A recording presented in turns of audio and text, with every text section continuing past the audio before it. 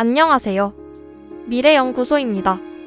지금 이 순간에도 하늘 위로 수많은 별들이 떠오르고 있습니다. 하지만 이건 별이 아니라 인공위성입니다. 과연 얼마나 될까요?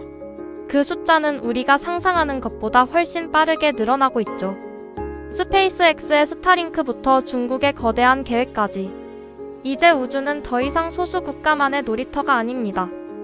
2026년 상반기 우주 발사 시장은 단순한 기술 경쟁을 넘어 경제와 안보가 뒤엉킨 거대한 전쟁터로 변했습니다. 예전에는 어땠을까요? 우주로 가는 길은 NASA나 러시아 같은 국가기관의 전유물이었죠. 하지만 지금은 판도가 완전히 바뀌었습니다. 민간 기업들이 이 거대한 시장의 주인공으로 등장한 겁니다. 그 중심에는 스페이스X가 있습니다. 이들은 재사용 로켓이라는 혁신으로 비용의 벽을 허물어버렸죠. 이제 로켓을 쏘아 올리는 건 특별한 이벤트가 아닙니다. 주 단위로 반복되는 일상이 되었으니까요. 아마존의 프로젝트 카이퍼도 본격적인 레이스를 시작했습니다. 소형 발사체 전문 기업들도 틈새를 파고들며 무섭게 성장 중이죠. 결국 핵심은 두 가지입니다. 얼마나 자주, 그리고 얼마나 저렴하게 쏘느냐는 것이죠.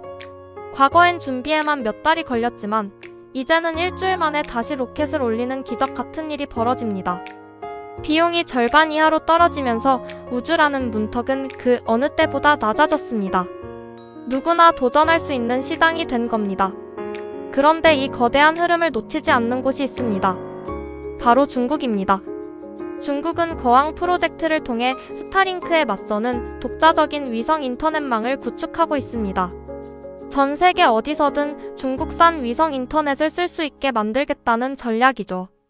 정부 주도의 발사체뿐만 아니라 민간 스타트업들의 기동력도 예사롭지 않습니다.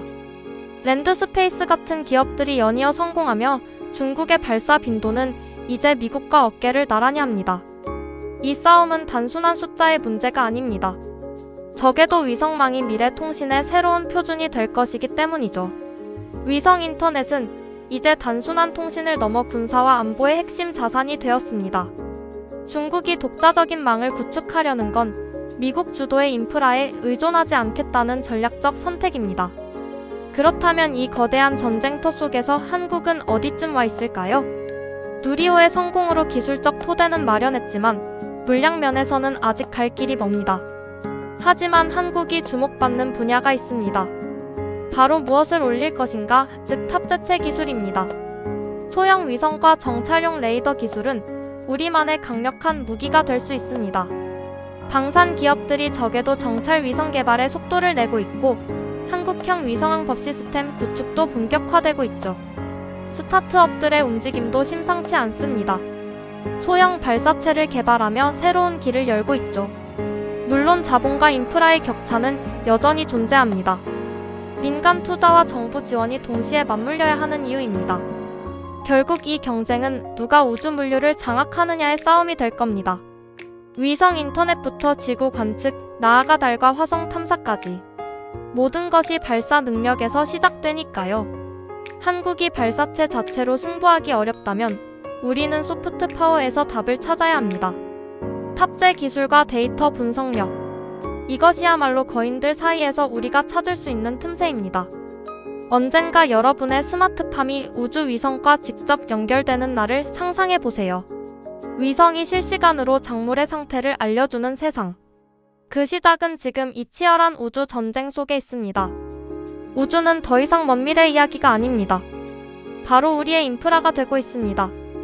여러분이 생각하는 우주의 미래는 어떤 모습인가요? 이 거대한 우주 전쟁의 승자는 누가 될까요? 우주를 향한 인류의 여정은 이제 막 시작되었습니다. 다음 시간에는 더 정교한 기술적 통찰로 돌아오겠습니다.